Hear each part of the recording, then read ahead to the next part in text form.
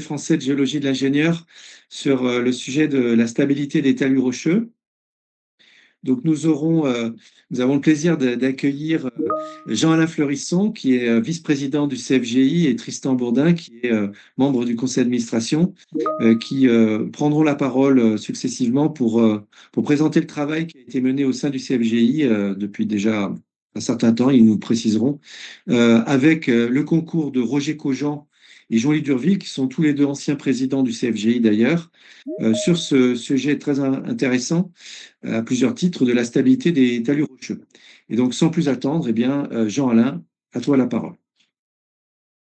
Merci Jean-David et donc bonjour à tous et puis merci pour votre présence en nombre important là pour donc effectivement comme l'a dit Jean-David, la présentation là du mémento du CFJ sur la stabilité des talus rocheux, donc qui devrait être disponible dans les prochains jours ou peut-être prochaines semaines.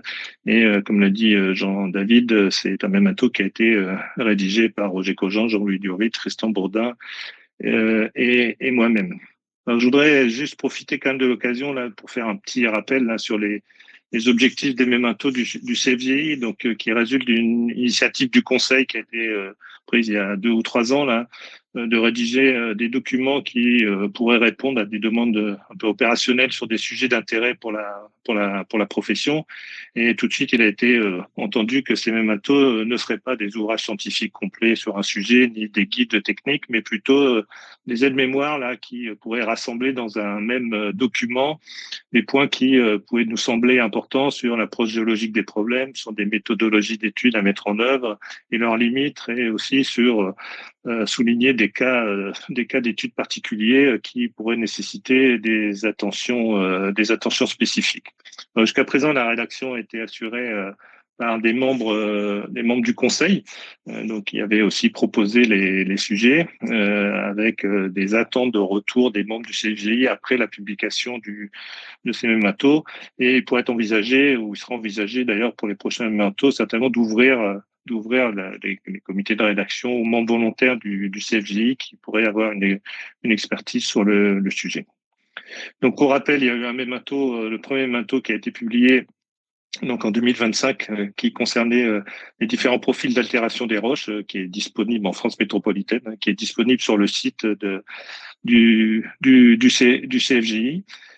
Et donc qui peut être téléchargé, qui peut être relu, et on attend aussi des retours particuliers là sur les remarques ou des commentaires sur le contenu de ce mémento ou sur les parties qui ont été déjà rédigées. Donc je vais pas revenir sur les objectifs qui étaient de vulgariser les différents profils d'altération des roches et de définir en particulier les géométries possibles pour les horizons d'altération, et pour donner des clés donc aux ingénieurs non géologues là, permettant d'optimiser les programmes de reconnaissance, d'ajuster les interprétations de ces programmes et de mieux intégrer les registres des risques et des incertitudes associés à ces profils d'altération.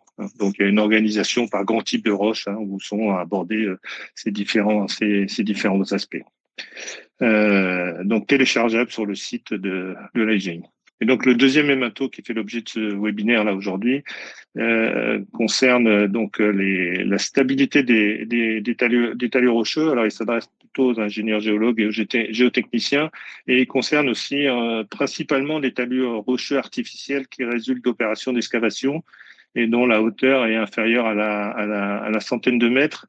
Alors, ça n'exclut pas les talus naturels, mais pour lesquels il existe éventuellement déjà pas mal de références ou de guides ou d'approches qui ont déjà été assez diffusées en assez grand nombre. Et il nous a paru important là pour ces talus résultant d'opérations d'excavation, que ce soit du génie civil ou éventuellement de l'exploitation de ressources minérales, de rédiger ce mémento, et dont les objectifs sont de 3 ordres: de fournir des éléments méthodologiques opérationnels pour mener des études de stabilité, d'attirer l'attention de certains types de massifs rocheux particuliers là, pour lesquels l'approche méthodologique pourrait être un peu problématique, ou pourrait présenter des difficultés, et aussi d'illustrer certaines difficultés rencontrées dans le dimensionnement de talus rocheux. Alors, que ces trois objectifs correspondent à peu près à l'organisation du mémato, et je vais vous les présenter un peu successivement là, dans les prochaines diapositives. Alors, j'ajoute que pour rendre la présentation un petit peu plus fluide, j'ai rajouté pas mal d'illustrations qui ne sont pas forcément dans le mémato, hein, mais qui permettent de supporter le discours. La première partie du mémato concerne la méthodologie d'étude des stabilités rocheuses. Alors, il a rappelé en introduction que des massifs rocheux sont des milieux discontinus, hétérogènes et anisotropes, et que ces trois caractéristiques vont contrôler ensemble ou séparément le comportement mécanique et hydraulique du massif rocheux, et qu'à ce titre, l'expérience montre que chaque massif rocheux est un peu un cas unique et qu'il n'existe pas de solution de routine qui permette d'obtenir systématiquement la bonne réponse aux problèmes posés. Il importe donc de mettre en place une méthodologie bien maîtrisée, qui soit basée directement sur l'approche géologique et donc structurale des massifs rocheux, avec l'objectif de construire d'abord un modèle géologique qui permettra entre autres de partitionner le massif étudié en zones homogènes d'un point de vue lithologique ou structural, et donc de leurs propriétés géotechniques, de pouvoir sur chacune de ces zones considérer qu'on aura des homogénéités de comportement mécanique, et en n'oubliant pas effectivement que dans ce modèle géologique, il y a certaines zones d'accidents tectoniques, même si elles sont de faible extension à l'échelle du talus, qui doivent être traitées comme des sous-ensembles bien individualisés. Et sur chacune de ces zones définies dans ce modèle géologique, on complétera la détermination de paramètres mécaniques et hydrauliques à l'échelle du talus, qui permettra d'aboutir à un modèle géomécanique du massif rocheux.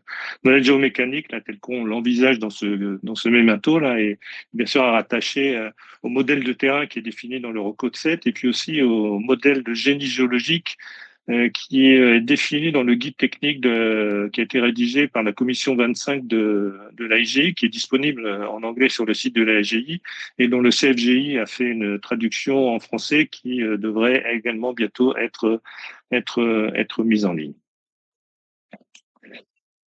Donc cette méthodologie en fait repose aussi sur des étapes successives, et la première étape bien sûr va concerner la caractérisation du massif rocheux, avec comme objectif de reconnaître donc des structures géologiques à diverses échelles, d'identifier des unités lithologiques, mais aussi spécialement des niveaux de faible résistance mécanique, en particulier les réseaux de discontinuité, leur attitude dans l'espace, de reconnaître aussi cette variabilité dans l'espace de ces structures et de ces matériaux à l'échelle du projet.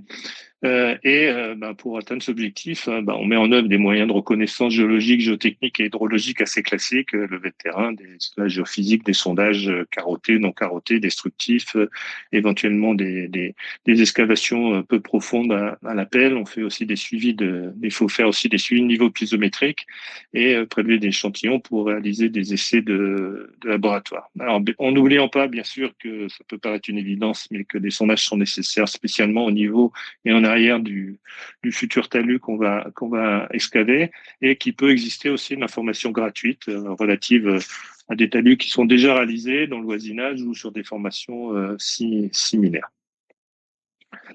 Alors les massifs rocheux sont, comme on a déjà expliqué, des milieux discontinus, et donc en fait peuvent être définis comme un assemblage de blocs de forme, de taille et de nature pétrographique différentes, délimités par des discontinuités plus ou moins développées, telles que des joints de stratification, des diaclases, des plans de spoliation, de schistosité ou des failles.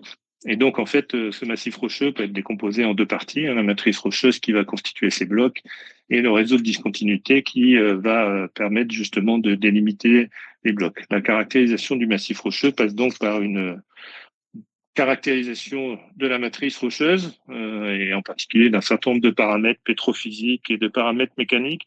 Je ne vais pas m'étendre là-dessus parce qu'en fait, toutes ces caractérisations de la matrice rocheuse sont réalisées par des essais de laboratoire qui sont standards, qui sont normalisés, et pour lesquels il n'y a pas ça ne pose pas de problème particulier. Par contre, je vais maintenant m'étendre un peu plus sur la caractérisation du réseau de discontinuité qui délimite ces blocs.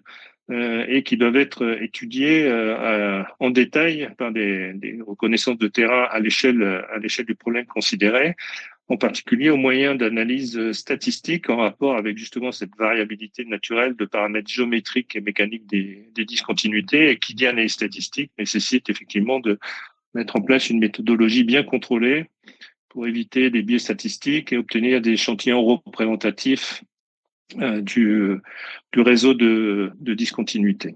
Alors, qu'est-ce qu'on entend par discontinuité? On pourrait définir ça comme toute surface qui va interrompre physiquement la continuité de la matrice rocheuse et donc de ses propriétés mécaniques, hydrauliques et thermiques. Mais derrière ce terme très, très général, les discontinuités représentent en fait des types de surfaces très variés, dont l'identification géologique est nécessaire, puisqu'on va faire des approches statistiques qui imposent de travailler sur des échantillons homogènes de même nature morphogénétique.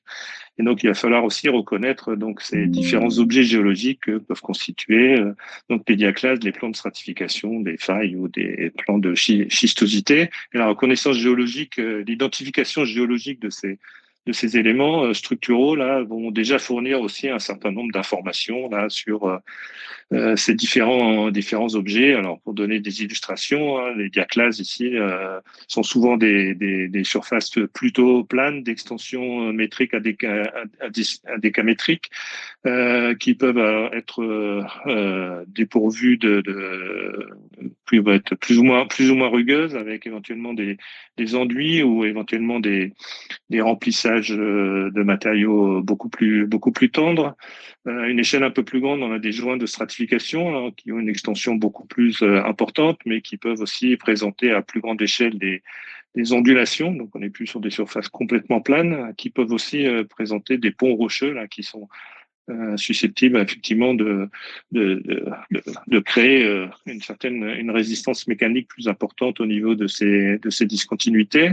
Et autre exemple de plan de schistosité ici, qui correspond donc au débitage en feuillet de la roche sous l'effet de contraintes liées au métamorphisme.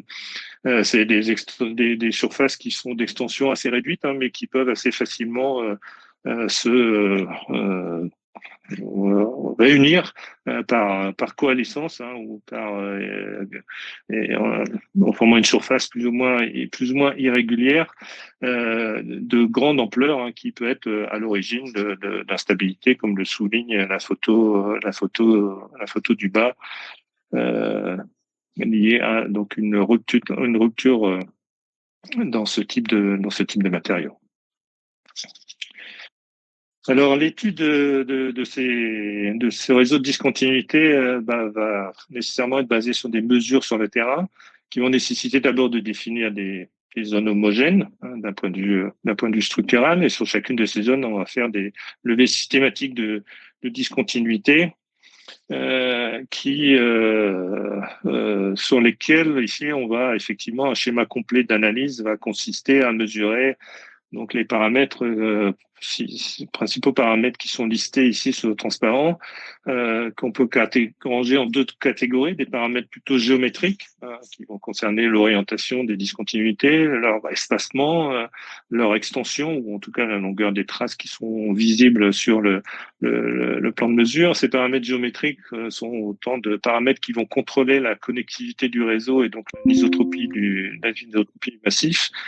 Et puis, on a aussi des paramètres qui vont contrôler le comportement mécanique des discontinuités, en particulier, est-ce que les discontinuités sont ouvertes, quelle est la nature du matériau de remplissage, est-ce que les épontes sont altérées, est-ce que les épontes présentent une rugosité ou une ondulation à plus grande échelle, et est-ce qu'il y a une présence d'eau à l'intérieur de ces discontinuités.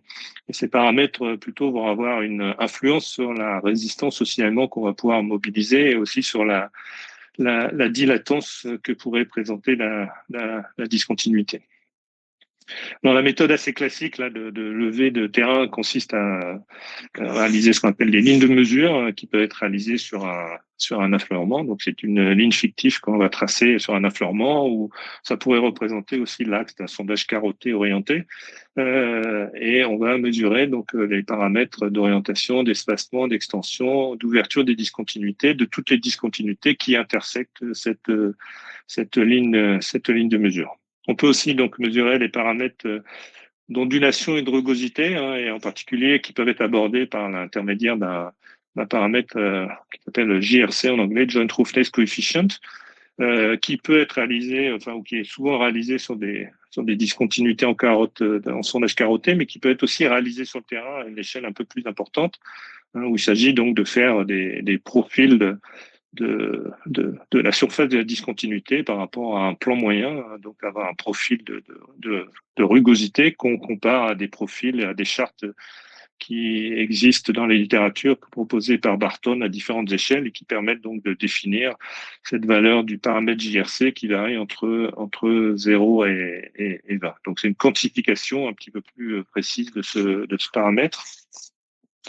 On peut aussi regarder de manière plus précise l'altération des épontes sur le terrain, en mesurant, en estimant un paramètre qui s'appelle GCS, Joint Compressive Strength, donc qui peut être mesuré à l'aide du scléromètre, au marteau de Schmidt. Hein, donc on peut faire plusieurs mesures sur la surface de la discontinuité pour obtenir une valeur donc entre 0 et 100 là, qui va caractériser le degré d'altération des épontes et donc de donner une sorte de résistance des épontes qui n'a pas grand-chose forcément à voir avec la résistance compression de la matrice rocheuse. Et puis bien sûr, on va s'intéresser à la présence d'eau. Donc une fois qu'on a caractérisé ces différentes discontinuités qui intersectent la ligne de mesure, bien évidemment, si on veut avoir une vision complète des structures massifs rocheux, il faut faire des lignes de mesure dans des directions différentes pour avoir un échantillon suffisamment représentatif. Et ben ensuite, on va s'intéresser à essayer de voir par type de discontinuité, hein, c'est-à-dire que on est sur des analyses un peu statistiques, donc on va distinguer les plans de stratification, les discontinuités et les autres éléments structuraux qu'on aura pu mesurer. Et la première chose qu'on fait en général, c'est essayer de voir s'il y a une organisation en famille directionnelle. En général, les discontinuités n'ont pas d'organisation totalement arbitraire, mais sont organisées en famille, alors en nombre plus ou moins important, qui dépendent aussi de l'histoire géologique et tectonique qu'a subi le massif rocheux. Et pour ça, on va mettre en œuvre des techniques assez classiques de projection stérographique qui vont donc permettre d'identifier des familles, soit des rosaces des azimuts du vecteur pendage, ou en général, on va plutôt aller sur des des isolines de densité de pôles qui vont permettre justement de localiser des concentrations de pôles sur un stéréogramme et d'identifier ainsi des familles de discontinuité. Alors, il faut rappeler quand même que ici, la notion de famille de discontinuité constitue toujours une certaine simplification de la réalité, qui peut être parfois un peu excessive dans certains cas. Et donc, il faut toujours regarder ça de manière critique avec un œil de géologue. Si, par contre, on ne dispose pas d'affleurement de massif rocheux pour réaliser ces lignes de mesure et qu'on a uniquement que le massif est rocheux uniquement reconnu par des sondages carottés qui ne sont pas orientés, dont les carottes ne sont pas orientées, hein, donc ce qui ne permet pas de mesurer les orientations des discontinuités, on doit malheureusement la caractérisation du réseau de discontinuité ne peut se faire qu'au moyen d'indices globaux qui vont évaluer ou mesurer la densité de fracturation.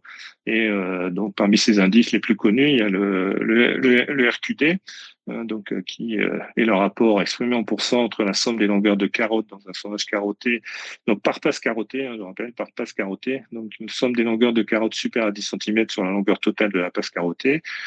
Et on peut aussi compléter cette mesure par ce qu'on appelle l'intervalle entre discontinuités, donc qui va être la moyenne des intervalles découpés par les discontinuités successives le long d'une ligne de mesure ou le long d'une passe carottée, ce qui correspond à peu près à la longueur moyenne des carottes.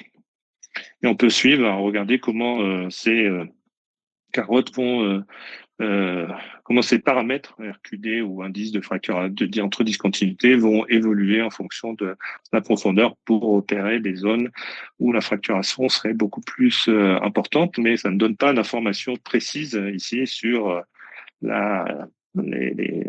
définir de familles de discontinuité et leurs paramètres d'orientation avec ce type d'approche. Il faut bien sûr aussi s'intéresser au comportement mécanique de ces discontinuités. Alors on regarde souvent ici le comportement de discontinuité sans matériau de remplissage, hein, en tout cas à l'échelle où un matériau de remplissage peu épais par rapport à la rugosité des épontes. Hein. Sinon, le comportement mécanique sera contrôlé par celui du matériau de remplissage qu'il faudra effectivement caractériser. Et les caractéristiques mécaniques des discontinuités sont donc généralement obtenues par des essais de laboratoire, en particulier des essais de cisaillement direct, qui permettent donc de mettre en évidence des paramètres de résistance au cisaillement, de frottement ou cohésion, et un paramètre géométrique qu'on appelle la dilatance. Alors, sans vouloir rentrer dans les détails, on peut rappeler qu'effectivement, lorsqu'on prend le cas particulier d'une discontinuité plane et lisse, c'est-à-dire dépourvue d'aspérité, le comportement au cisaillement est uniquement régi par le frottement des épontes, et le critère de rupture correspond à une droite qui passe donc dans le plan tau sigma là, qui va passer par l'origine, hein, et la résistance au cisaillement donc est proportionnelle à la contrainte effective appliquée sur la discontinuité par l'intermédiaire de la tangente d'un angle de frottement qu'on appelle l'angle de frottement de base, qui dépend uniquement de la nature minéralogique des épontes et de son degré, de son état de surface. Par contre, on sait que les discontinuités naturelles présentent donc une géométrie de surface qui est très irrégulière, avec de nombreuses aspérités qui peuvent avoir des tailles et des formes variées, et qui représentent donc différentes échelles de rugosité superposées. Et leur comportement au cisaillement donc met en évidence trois paramètres fondamentaux: une résistance de pic, qui correspond à la résistance à laquelle les aspérités vont être cisaillées lors d'un essai de cisaillement. Une résistance résiduelle qui va plutôt caractériser le frottement des épontes une fois que les aspérités seront cisaillées après un déplacement important. Et un paramètre géométrique qu'on appelle la dilatance, hein, donc qui est représenté donc par le déplacement de l'éponte dans la direction perpendiculaire au plan de la discontinuité. Et lorsqu'on trace le diagramme déplacement normal par rapport au déplacement tangentiel, on obtient cette courbe de dilatance, hein, et qui est caractérisée donc par un angle de dilatance qui s'appelle IP, qui correspond à la pente de cette droite et de cette courbe, et qui est maximum au point d'inflexion de la courbe de dilatance, et qui correspond en général au pic de résistance au cisaillement, c'est-à-dire au cisaillement des aspérités qui vont être les plus aigus. Donc, par rapport à une discontinuité lisse et plane, la dilatance ici va induire une augmentation de la résistance de pic, et elle dépend principalement donc de la rugosité des épontes, mais aussi de leur degré d'altération et aussi de leur niveau d'imbrication au niveau avant le cisaillement. Et donc, on peut, à partir de ces essais, définir un critère de rupture pour des surfaces naturelles, qui présente deux courbes. Une courbe correspondant à la résistance résiduelle, donc une droite classique qui passe par l'origine, et avec un angle de frottement qu'on appelle l'angle de frottement résiduel, qui est assez peu différent de l'angle de frottement de base. Et puis, la courbe correspondant à la résistance de pic, qui, elle, montre en revanche une courbure progressive, qui traduit donc une relation non linéaire entre résistance au cisaillement et contrainte normale. Alors, on voit que pour les faibles valeurs de contrainte normale, donc à l'origine du diagramme, la pente de la courbe de la courbe est très élevée, hein, ce qui traduit ici plutôt le rôle ou l'influence des aspérités les plus inclinées, et on peut aborder cette partie de la courbe par une droite qui ferait un angle avec l'origine de l'angle de frottement de base ou de l'angle de frottement résiduel, plus justement de l'angle de dilatance. Donc ici, c'est bien les aspérités qui jouent un rôle majeur, et quand la contrainte normale devient plus importante, la courbe va progressivement s'infléchir et devenir linéaire. Et pour une certaine gamme de contraintes, on peut aussi l'approcher par une droite ici tangente à la courbe, qui met en évidence ici un angle de frottement de pic et aussi une cohésion apparente qui donc n'exprime pas une propriété intrinsèque du matériau des épontes, hein, mais l'influence des irrégularités des épontes sur le comportement en cisaillement de la discontinuité. Donc on peut, par ces essais de laboratoire, obtenir ces critères de rupture, mais on sait aussi que l'interprétation de ces essais dans la pratique, la réalisation et aussi l'interprétation de ces essais n'est pas toujours facile, elle peut être un peu délicate. Et la détermination des caractéristiques de pic des discontinuités présente certaines difficultés en fonction pour apprécier aussi le rôle de la rugosité qu'il faut tenir compte dans l'interprétation de ces essais de laboratoire. Et donc, sur la base d'un certain nombre de travaux expérimentaux, Barton a proposé ici un critère de rupture semi-empirique, hein, dans lequel donc la résistance de pic dépend ici d'un angle de frottement de base, donc la tangente d'un angle de frottement de base, plus un terme ici qui pourrait être assimilé à un angle de dilatance. Donc, il va rendre compte du degré de rugosité des épontes par l'intermédiaire du paramètre JRC et qui va rendre aussi l'influence de la résistance de ces épontes par le paramètre JCS qu'on aura pu mesurer. Donc, c'est assez facile de faire au laboratoire des essais mécaniques qui permettent de déterminer cet angle de frottement de base. Et avec des mesures qu'on aura pu faire de JRC ou de JCS sur le terrain, on va pouvoir mieux approcher l'angle de frottement et donc la résistance au cisaillement de ces discontinuités. Donc, pour vous donner une illustration, ici, on voit très bien, c'est des critères de rupture qui correspondent à différentes valeur du GRC. On voit que plus le GRC est élevé, plus la résistance au cisaillement est importante, et que pour une même valeur de GRC, donc les différentes courbes qui sont sur chacun des graphiques correspondent à des valeurs de JNC, de JCS croissantes, et on voit aussi que plus les valeurs de JCS sont élevées, c'est-à-dire moins les épontes sont altérées, plus la résistance au cisaillement est importante, et que ce paramètre se manifeste d'autant plus que la rugosité va être élevée. Alors la deuxième étape, ça va consister, une fois qu'on aura donc caractérisé le massif rocheux, ça va être d'identifier des mécanismes potentiels de rupture et de procéder à l'harmonisation numérique. Donc ça va se baser sur l'analyse donc des structures géologiques du massif et les paramètres géotechniques qu'on aura pu mettre en évidence. Et le but, ça va être d'identifier de manière exhaustive les scénarios réalistes et les plus critiques de rupture de talus.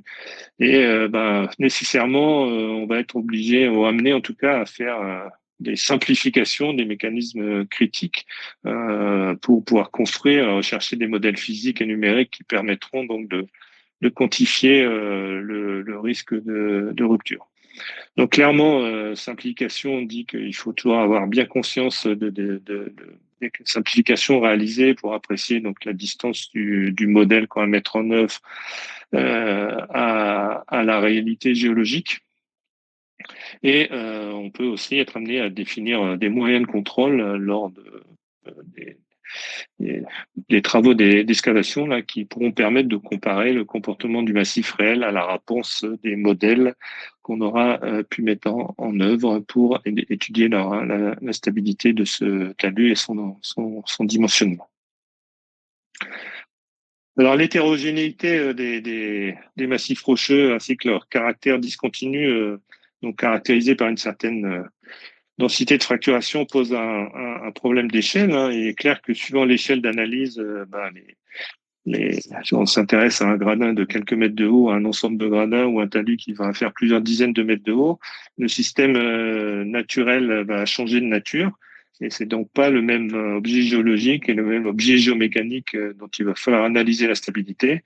Et donc, forcément, les mêmes mécanismes de déformation et de rupture qui vont être en cause.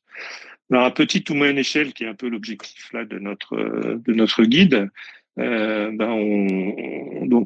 qui va concerner un gradin de quelques mètres de haut, dizaines de mètres de haut, et puis un talus qui pourra aller jusqu'à la centaine de mètres de haut.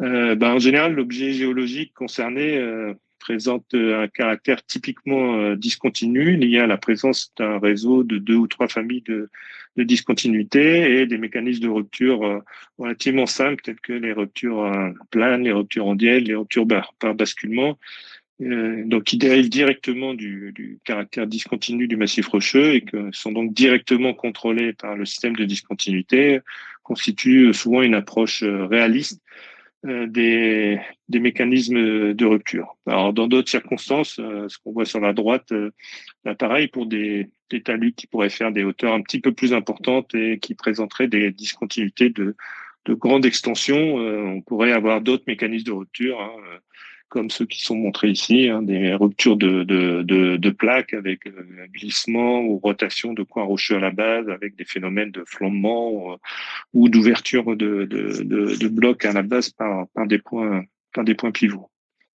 Bon, quoi qu'il en soit, ces mécanismes de rupture élémentaires là, qui donc ont une validité à petite ou moyenne échelle en talus rocheux, sont assez facilement identifiables en appliquant des techniques de projection stéréographique, hein, où on va pouvoir regarder en fonction de l'orientation du talus quelles sont les relations géométriques qui existent avec les différentes familles de discontinuité qu'on aura pu identifier précédemment et identifier si des mécanismes de type rupture plane, diède ou basculement sont effectivement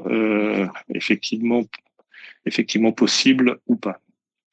Et donc, dans un deuxième temps, maintenant qu'on aura donc identifié ces mécanismes de potentiel de rupture, il faut procéder à la modélisation numérique pour justement évaluer le risque de rupture.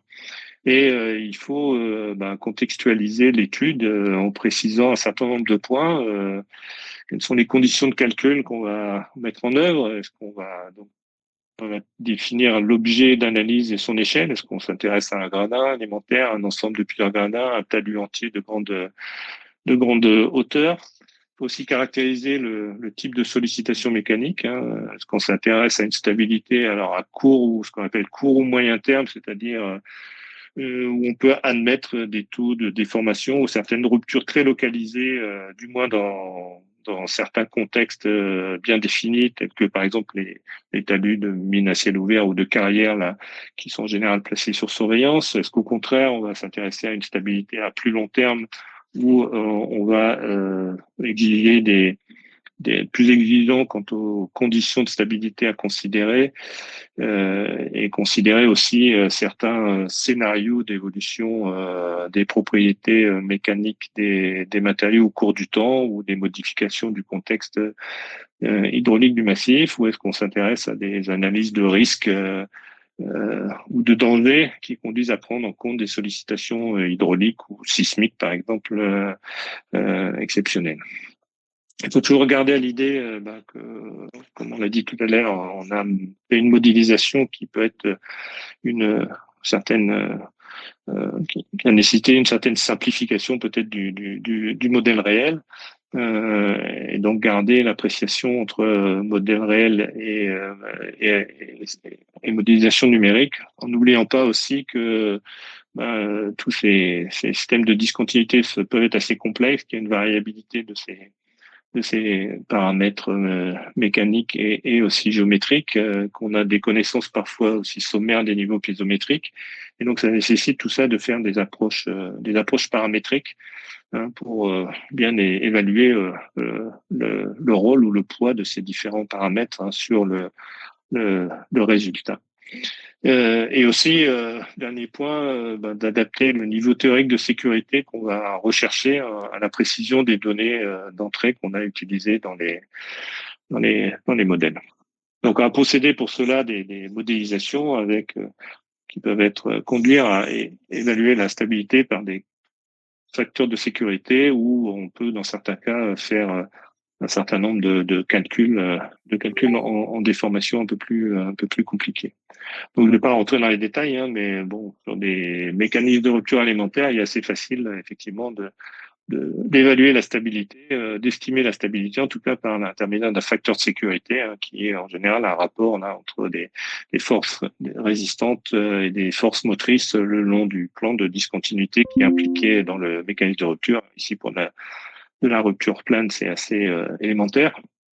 Et ne pas oublier aussi que dans ces discontinuités, on peut avoir des circulations d'eau, alors qui peuvent contribuer à atténuer les paramètres mécaniques des discontinuités, hein, limiter la rugosité, altérer les épontes, mais surtout qui vont intervenir par des pressions d'eau là qui vont euh, se mettre en place à l'intérieur de la discontinuité concernée dans le glissement. Et ici, pour le cas d'une rupture plane, on pourrait imaginer, par exemple, des scénarios plus ou moins critiques de distribution de pression d'eau, avec le scénario A qui correspondrait à des conditions donc en haut à gauche non drainées, c'est-à-dire que l'eau est présente sur toute la hauteur de la discontinuité, mais peut pas être évacuée à la base pour des raisons liées, par exemple, à du gel, ne serait-ce que ça.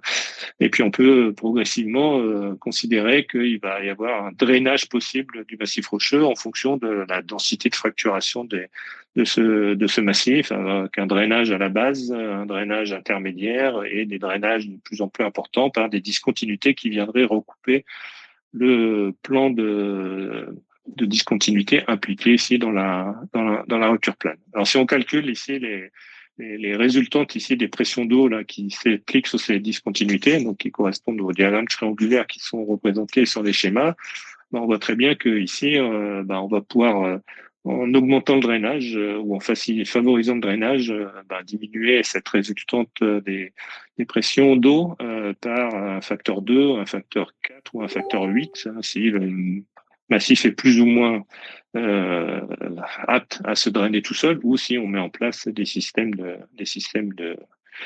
drainage. Et donc ça conduit forcément Jean-Alain, juste, il reste 20 minutes en tout. Oui. Ça va conduire forcément, pour le cas de la rupture plane, à des coefficients de sécurité qui vont être affectés de manière importante, hein, qui peuvent diminuer de 10, 20, 40 ou 80%. Alors, rapidement, la dernière étape va consister à dimensionner les pentes et à définir des méthodes de surveillance et de confortement. Donc, c'est définir les pentes qui permettent d'assurer le niveau de stabilité requis, en considérant aussi des approches un peu technico-économiques qui permettent, basées sur des études paramétriques, pour apporter en termes de coûts aussi, une aide à la décision pour le maître d'œuvre. Quels sont les volumes de matériaux à extraire, plus ou moins importants suivant l'angle de la pente, quel est l'impact et le coût de travaux de drainage de surface ou en profondeur, et l'impact des coûts de travaux de renforcement mécanique. Et c'est à ce stade aussi qu'on définira les dispositifs d'auscultation et de surveillance à mettre en œuvre. Donc cette méthodologie s'applique assez bien à tout un ensemble de massifs rocheux qui présentent donc plutôt une matrice rocheuse de nature homogène et résistante, ainsi qu'un réseau de discontinuité organisé là, suivant quelques familles bien marquées. Donc c'est plutôt le cas de massifs rocheux stratifiés en bandes, nature homogène, avec diaclase peu plissé ou peu technonisé, ou de massifs de roches magmatiques peu altérés. Mais on a identifié tout un ensemble de massifs rocheux particuliers là qui pour lesquels la méthodologie serait un petit peu plus délicate à appliquer et qui présenteraient donc des spécificités. Et donc le Mémato liste ces massifs rocheux et pour chacun de ces massifs rocheux donne des informations sur les paramètres plutôt à prendre en compte. Et donc on va juste présenter là rapidement. Tristan va reprendre la main là-dessus pour parler des massifs sédimentaires, marno-calcaires. Tristan, tu prends la main? Ouais, c'est OK. Bonjour à tous. Donc, dans le cadre du Memento, donc, on a étudié plusieurs types de roches qui pourraient présenter des particularités. Et donc là, pour les marno-calcaires, alors on va d'abord démarrer par l'organisation du massif. Généralement, ces roches-là sont constituées par des séries sédimentaires qui sont en général bien continues et qui présentent des contrastes rhéologiques qu'on voit à l'échelle de l'affleurement. On a des alternances de bandes calcaires ou de calcaire marneux qui sont généralement assez compactes, assez dures, avec des interlits nettement plus tendres, des interlits marneux, et qui créent une hétérogénéité au sein du massif. La stratification dans ces roches est le plus souvent peu épaisse, c'est de l'ordre de quelques décimètres à quelques mètres au maximum. Cette stratification est très persistante latéralement et elle joue un rôle structurant dans le comportement du massif. L'épaisseur des bancs et des interlits comprise entre quelques centimètres et quelques mètres. Les affleurements naturels tendent à être d'autant plus pentus que la proportion de bancs carbonatés compacts est importante. Donc, dans la nature, on trouve à l'affleurement ce type de formation quand elles sont très carbonatées. Quand on a des formations à dominante marneuse, généralement, ça forme des collines et on voit peu de roches à la fois. Hop, là, je suis page. Donc, ce qu'on peut dire au niveau fracturation et altération, on a dit que les discontinuités qu'on va rencontrer, elles vont être le plus souvent liées à la tectonique. Donc, on risque d'avoir des diaclasses subverticales ou obliques, des plans de cisaillement qui peuvent exploiter les interlits plus tendres. Et on voit régulièrement des interlits marneux qui peuvent être schistosés, notamment quand les zones elles ont été tectonisées et un peu métamorphisées. On peut trouver des failles normales gravitaires qu'on retrouve généralement dans les contextes de versants associés à des zones de chevauchement. C'est souvent le cas dans l'arc niçois, par exemple. Ces structures elles sont souvent peu visibles, voire indétectables, avant la réalisation d'excavations, en particulier en l'absence d'un examen réalisé préalablement par un géologue.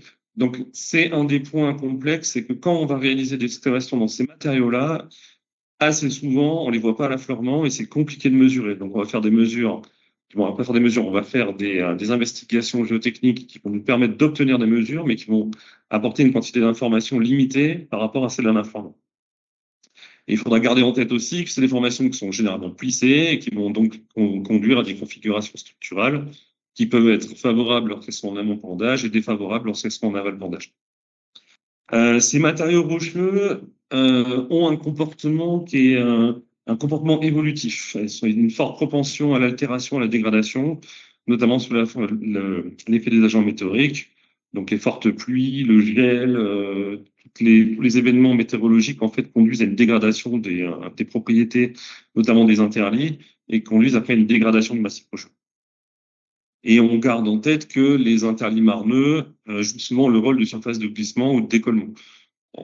On a pas mal de cas documentés où en fait on a des surfaces de cisaillement qui se génèrent dans les interlits marneux en fonction de la configuration structurale et qui peuvent conduire à des mécanismes d'écroulement. Voilà. Au niveau du comportement mécanique dominant, donc ce massif se comporte rarement comme un milieu continu. Le type de formation rocheuse présente une forte anisotropie liée au litage, une faible résistance au cisaillement au niveau des interlits marneux ou des miroirs de faille qui traversent ces matériaux, les éponges étant très clairement argilisées. Ça, c'est un point sur lequel il faut faire extrêmement attention. Dans ce type de massif, étant donné qu'on a une forte quantité d'argile qui le constitue, on a souvent des bourrages d'argile qui se font dans les discontinuités. Donc, on peut trouver des discontinuités avec des angles de frottement extrêmement faibles. Puisque là, la discontinuité de son comportement va être guidée par la nature du matériau qui constitue le remplissage. Et lorsqu'on a des remplissages argileux, on arrive à des valeurs de frottement interne qui peuvent être bien en dessous de 20 degrés. Donc, c'est vraiment à prendre en considération. Et enfin, on a une propension à la désagrégation d'éléments de taille réduite, pierres, petits blocs, sauf dans les secteurs où le massif rocheux présente des bancs compacts de forte épaisseur. Lors d'excavations anthropiques, la stabilité est congrue de manière combinée par le litage, la fracturation et des éventuelles circulations d'eau souterraine.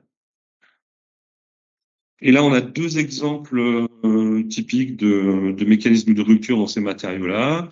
Le premier, en partie haute, c'est un éboulement de surface lié à l'altération du massif rocheux au niveau de talus rocheux anthropiques anciens. Là, on est dans les calcaires mianités du Crétacé supérieur à la Trinité.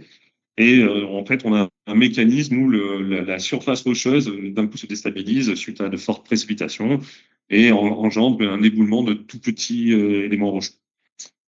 Le deuxième cas qui est présenté en dessous est un peu plus compliqué. C'est un mécanisme de glissement plan combiné avec des mécanismes de basculement. Donc, on a un système en aval-pendage avec des fractures plus ou moins orthogonales donc à cette inclinaison qui génère la possibilité au massif rocheux de glisser le long de cette stratification et d'exploiter les diaclasses qui font basculer des blocs.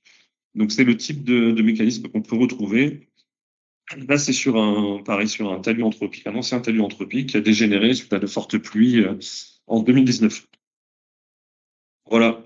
Jean, là, je te redonne la main. Alors, rapidement, il y a d'autres massifs rocheux, de types de massifs rocheux là, qui sont également abordés là dans le guide, comme je l'ai montré tout à l'heure, et donc avec des approches un petit peu similaires pour mettre en évidence ce qui peut un peu différer par rapport à des massifs donc, plus classiques, on va dire. Juste un point, le dernier, il y a une partie du memento assez importante là qui concerne aussi des retours d'expérience sur des difficultés d'analyse de stabilité de talus rocheux, dont les causes peuvent être plurielles, hein, mais il y a des causes qui peuvent être liées à une connaissance trop sommaire du massif rocheux, soit une mauvaise appréciation de la variabilité des structures géologiques, qui sont parfois difficilement identifiables des reconnaissances de surface. Une deuxième cause qui peut être relative à la difficulté d'identifier les mécanismes de rupture potentielle, rendus possibles par éventuellement l'altération de la matrice rocheuse, la présence de niveaux peu résistants de très faible épaisseur. Et une troisième cause souvent là, qui peut intervenir lorsqu'on utilise des logiciels qui sont mal ou non adaptés aux mécanismes de rupture potentielle présents. Et donc ces trois causes là sont illustrées par des exemples d'instabilité dans des mines à ciel ouvert. Alors pourquoi des mines à ciel ouvert? Parce que ça constitue souvent des occasions importantes d'observer le massif rocheux et de mettre justement en évidence certaines situations critiques.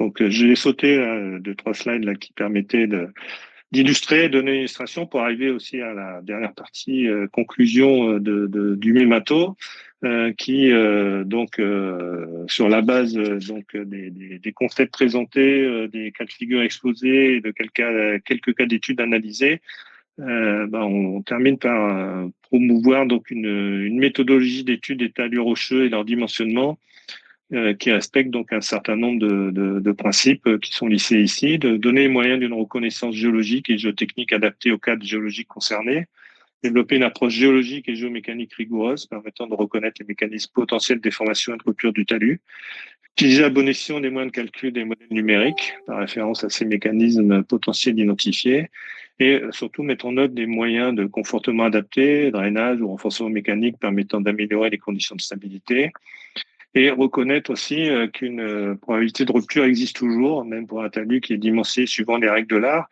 Et donc, il faut se donner aussi les moyens de pouvoir réagir par un suivi des travaux, déjà pour voir si les hypothèses qu'on a prises pour le dimensionnement continuent à être valables lorsqu'on réalise des travaux d'excavation, et une surveillance régulière, donc qui peut être basée sur une instrumentation de talus, donc suivant cela des principes de méthode observationnelle.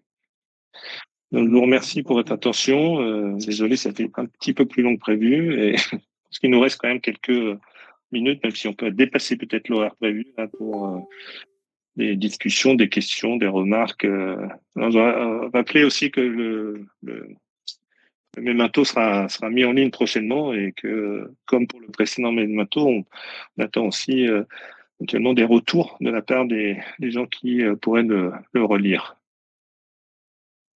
Merci beaucoup, messieurs, pour eh bien, cette présentation du Memento. Donc, nous avons 10 minutes. Alors, de toute façon, officiellement, ça se termine à midi. Donc, les déconnexions seront sans aucun problème, évidemment, à midi. Après, si certains voulaient prolonger un petit peu, on ne coupera pas la ligne immédiatement non plus, hein. Voilà. Alors, c'est le moment justement pour échanger. Si certains veulent, alors, soit écrire dans le fil de conversation et je relayerai à Jean-Alain et à Tristan, ou si vous voulez tout simplement allumer votre micro et prendre la parole, n'hésitez pas. Ça peut être aussi bien des remarques, des suggestions, des questions, etc. Ne soyez pas timide.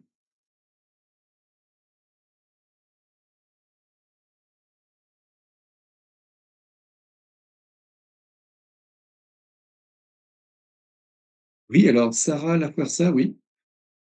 Je me posais la question s'il serait intéressant d'évoquer la question de l'effet d'échelle quand on parle de ces paramètres mécaniques déterminés au laboratoire.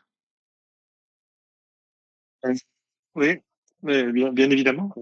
C'est quand même abordé là, un peu dans le guide. J'ai pas forcément eu le temps de tout détailler là, mais effectivement on s'interroge et on interroge ici comment la question de passer l'échelle du laboratoire sur lesquels on fait donc, des essais de laboratoire sur des discontinuités qui ont nécessairement des petites tailles, et comment on peut passer à une échelle plus importante qui est donc l'échelle réelle des discontinuités qui seront mises en œuvre. On insiste aussi quand même pour rappeler là que dans ce que j'ai montré dans la présentation là que des mesures sur des paramètres tels que la rugosité ou l'altération des pompes peuvent se faire aussi directement sur des afformants. On peut déjà avoir des informations qui concernent une échelle un petit peu plus importante que le morceau de discontinuité qu'on pourrait récupérer dans un sondage carotté. Mais c'est effectivement un point, une question pertinente de toute façon. Et effectivement, les mécanismes de rupture aussi, on a vu aussi que peuvent aussi dépendre de l'échelle d'analyse qu'on va considérer, quoi. Merci.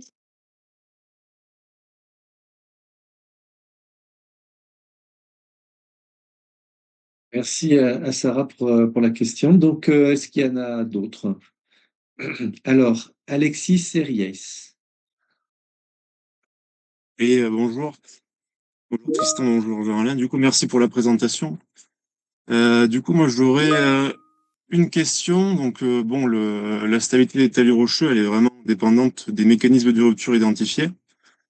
Moi, j'aurais une question. Est-ce que dans ce guide dans le même temps que vous préparez, est-ce qu'il y aura un REX avec une collection, on va dire, de types de rupture ou un retour d'expérience sur différents types de rupture de talus rocheux qui montre comment ont été déterminés ces mécanismes pour illustrer un peu la variété qu'on peut avoir sur ces objets.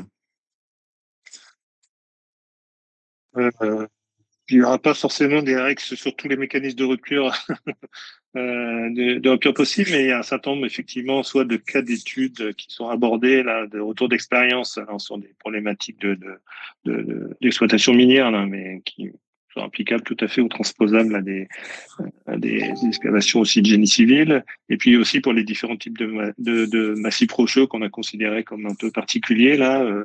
Il y a aussi des mécanismes de rupture particuliers qui sont proposés. Donc il y a quand même un peu du retour d'expérience du terrain qui permettent d'apporter des éléments complémentaires par rapport à la méthodologie générale qui est présentée. Après, on va pas, par exemple, les mécanismes de rupture, c'est pas prévu dans ce cadre-là.